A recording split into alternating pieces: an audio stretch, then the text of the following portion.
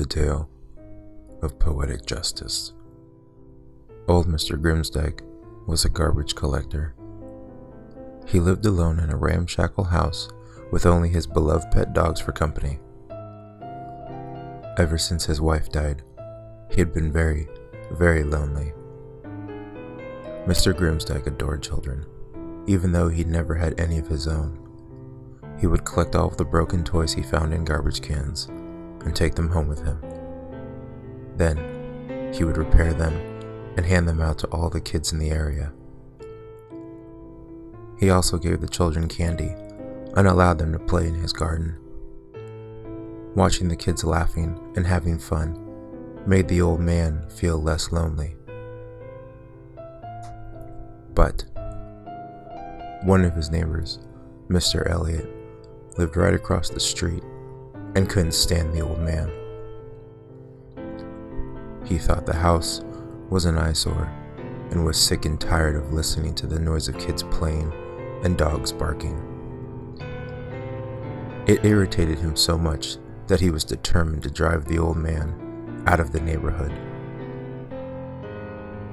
One night, long after all the neighbors had gone to bed, Mr. Elliot sneaked into their gardens and destroyed their flower beds. In the morning, he blamed the mess on Mr. Grimsdyke's dogs. The neighbors complained to the town council, and the police came to confiscate Mr. Grimsdyke's dogs. As if that wasn't enough, Mr. Elliot pulled some strings with the town council, called in some favors, and had Mr. Grimsdyke fired from his job. Then, he started to spread vile rumors about the old man so that all the parents would tell their children to stay away from him. His plan was a success, and pretty soon, Mr. Grimsdyke was alone. Every evening, when the old man had dinner, he placed a photograph of his dead wife on the kitchen table. Somehow, it made him feel less lonely if he could talk to her. "I don't understand it, Helen," Mr. Grimsdyke said. "Everyone was so kind to me before, but now this.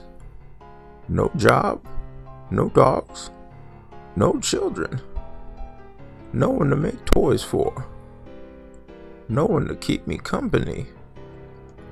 Well, never mind. We've always got each other, haven't we, my dear? And that's all that matters." However, Mr. Elliot wasn't finished.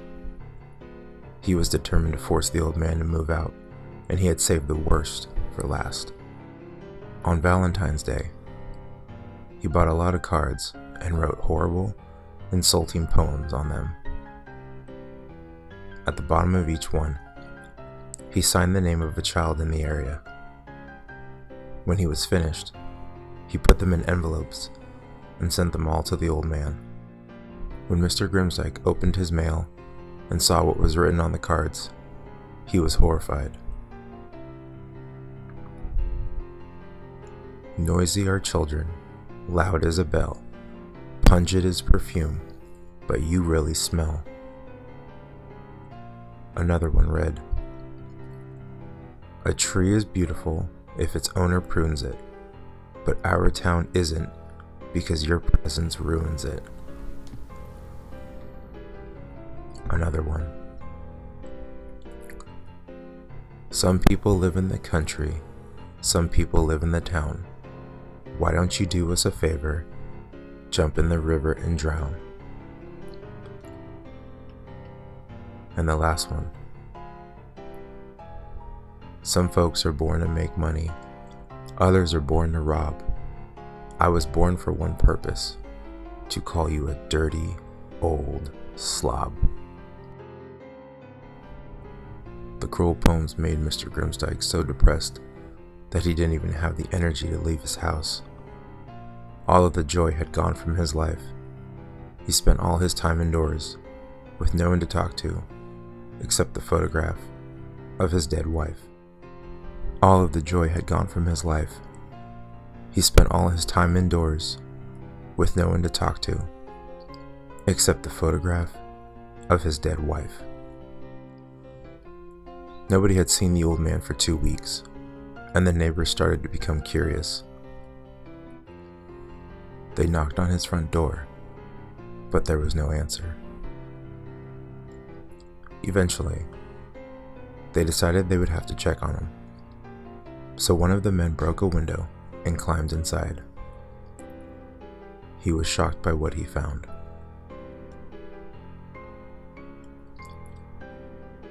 Mr. Grimsdyke was hanging by the neck from a length of rope. He had become so depressed that he had taken his own life. They buried him in a cemetery on the outskirts of town. The grave was right next to his dead wife. All of the neighbors attended the funeral, and the children placed wreaths on the coffin.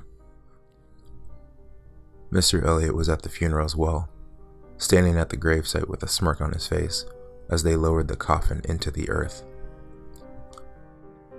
1 year later, on February the 14th, just as the church bells tolled midnight, something very strange happened. The soil on Mr. Grimsdyke's grave began to shift and move. A hand emerged from the earth, a fetid, rotting hand, and something crawled out of the grave. Mr. Elliot was at home that night, sitting cozily by the fire. He was writing a few Valentine's Day cards that he planned to send to some wealthy widows. He heard a knock at his front door, but when he got up to answer it, there was no one there. Then, as he stood in the doorway, peering deeply into the darkness, a foul stench penetrated his nostrils. For the next few days, nobody saw Mr. Elliot. After a week had passed, the police came to check on him. What they found made them recoil in horror. Mr. Elliot's corpse was sprawled across his desk, his face and body covered in blood. There was a large, crumpled piece of paper lying on the desk beside him. It read, "You were mean and cruel, right from the start. Now, you really have no..." At the bottom of the note, wrapped up in the paper, they found a bloody human heart. Happy Valentine's Day.